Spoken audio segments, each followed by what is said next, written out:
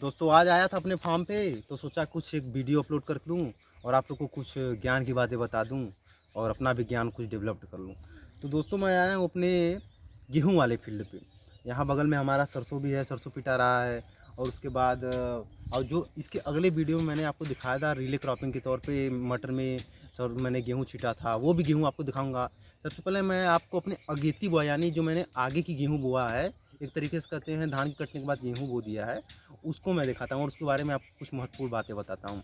तो कृपया हमारे भैया कैमरामैन सुनीत सिंह हैं और भैया आप दिखाइए हमारी ईयरली जो स्टेज पे है। और ये देखिए हमारा गेहूँ है, ये इसमें दोस्तों फ्लावरिंग स्टेज पे चल रहा है। और इसके देखिए गेहूँ के सोइंग से लेकर हार्वेस्टिंग तक 6 स्टेज होते हैं।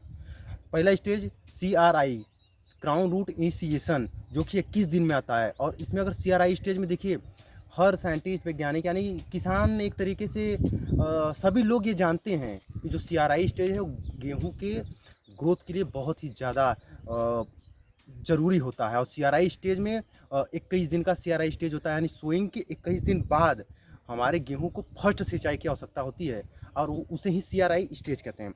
CRI स्टेज के बाद टिलरिंग स्टेज, फिर ज्वाइंटिंग स्टेज, फिर उसके बाद flowering stage, milking stage and last उसका स्टेज है डग स्टेज। यानी कि जब मिल्किंग स्टेज के बाद जब हमारे दाना में जो हमारे गेहूं में जब दाने मिल्की दूधिया अवस्था में होते हैं, उसके बाद क्या होता है डग, यानी कि जब दाना हमारा कड़ा होने लगता है तो उसे कहते हैं डग स्टेज। यानी कि मिल्किंग के बाद जब दाना कड़ा होता है और उसके 15 से 20 दिन बाद हम गेहूं हार्वेस्ट कर लेते हैं तो उस अवस्था को डग स्टेज कहते हैं। हम आए अपने फार्म पे तो मैं आपको एक गेहूं का पौधा दिखाऊंगा और उसके सभी स्टेज के बारे में आपको बताऊंगा। तो भैया आप कैमरा मैन हमारे सुनील भैया हैं जो कि ये BSc से मैथ भैया करके बहुत अच्छे खासे एक तरीके से इनसे ये हमारे एक्सपीरियंस है भैया।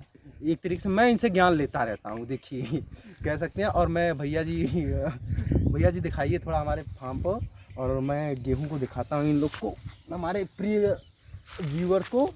देखिए ज़्यादा नहीं उभारूंगा भैया। देखिए ये हमारा गेहूं का पौधा है, ये आप नज़दीक से देखेंगे कैमरा भैया थोड़ा हमारे सुनील भैया, ये देखिए आपको ये इसका ये फ्लावरिंग स्टेज पे है। कैमरा में तो ज़्यादा क्लियर नहीं दिखाई दे रहा होगा लेकिन आजकल की नई पीढ़ी की आंखें बहुत ही ज़्यादा तंदुरुस्त हैं। और भैया देखिए ये इसमें फ्लावरिंग स्टेज पे है तो पौधा हमारा इतना बड़ा हो गया। अब आपको बता दें क्राउन CRI स्टेज क्या होता है। CRI स्टेज यह है कि बोने के जो जड़ फुटान एक तरीके से कह सकते हैं। जैसे अब हमारा ये पौधा है, ये पौधे हैं हमारे, अब ये हमने गेहूँ छीड़ दिया यानी कि हमने उसका सोइंग कर दिया। अब उसके बाद क्या 21 दिन बाद जो जड़ फुटान का मतलब यही होता है कि उसकी जड़ें जो फूट जाती हैं और गेहूं में मतलब कि वो हो जाती है, ग्रोथ अच्छा खासा होता है, यानी कि जड़ें उसकी फूट जाती हैं और चौड़ा हो जाता है हमारा पौधा। और उसके बाद जो होता है टिलरिंग स्टेज होता है। टिलरिंग में हमारी जो पत्तियां होती हैं वो विकास करने लगती हैं। फिर उसके बाद आता है ज्वाइंटिंग स्टेज। ज्वाइंटिंग स्टेज मतलब होता है कि ये जो गांठें हैं, ये गांठें ये बनने लगती है गेहूं के पौधे पर। एक एक गांठ अगर आप लोग अगर अपने गांव में आए होंगे अगर या कहीं भी गए होंगे गांव के साइड एरिया में तो आपने गेहूं का कोई पौधा देखा होगा तो उस पर से गांठें नुमा आकृतियाँ बनी रहती है, एक के ऊपर एक गांठ, एक के ऊपर ऐसे गांठें बनी रहती हैं। तो इसे ही हम कहते हैं ज्वाइंटिंग स्टेज। अब आ जाता है CRI stage, tillering stage, jointing stage and और होता है फ्लावरिंग स्टेज। यानी कि ये देखिए जिस अवस्था में हमारा इसमें पौधा है वो फ्लावरिंग स्टेज में है। फ्लावरिंग स्टेज के बाद आपका आता है मिल्की स्टेज, यानी कि अब जो ये बाली है, दिखाइए भैया, ये जो बाली है इसमें अब दाना भर जाएगा। अभी तो ये फ्लावरिंग स्टेज में है, इसके बाद हम एक वीडियो और बनाएंगे आपको मिल्किंग स्टेज और डग यानी कि लास्ट स्टेज जो दाने कड़े होते हैं उसके बारे में मैं आपको बताऊंगा।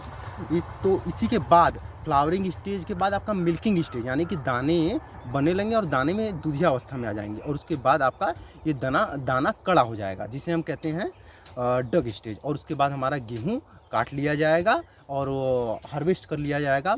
यहाँ अब तो बड़े बड़े देखिए क्या है कि हमारे जो उत्तर प्रदेश के ज़्यादातर किसान हैं लघु सीमांत किसान हैं, यानी कि उतना बड़ा किसी के पास फील्ड या खेत नहीं है जो कि भैया हार्वेस्टर चलाए। तो यहाँ पे ज़्यादातर थ्रेसर से ही हाथ से गेहूँ काटा जाता है और थ्रेसर से ही उसका हार्वेस्टिंग किया जाता है, थ्रेसरिंग किया जाता है।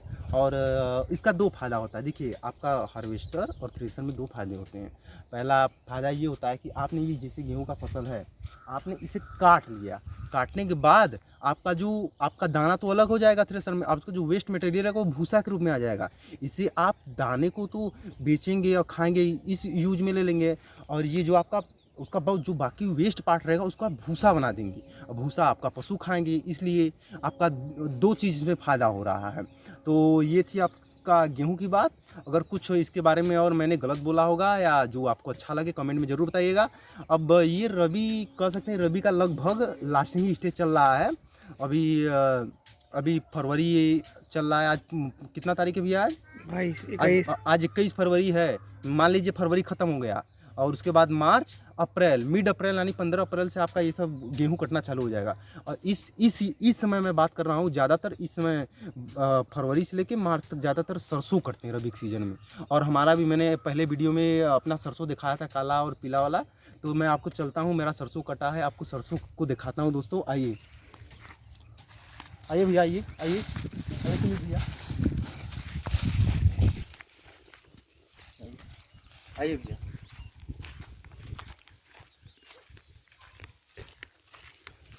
तो देखिए भाई, ये हमारा सरसों, इसमें पिटाई हो रहा है।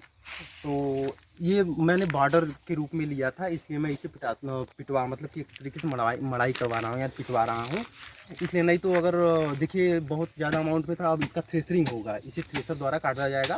और ये देखिए कुछ कम मात्रा में था, तो मैंने इसे क्या किया है, पिटवा रहा हूँ।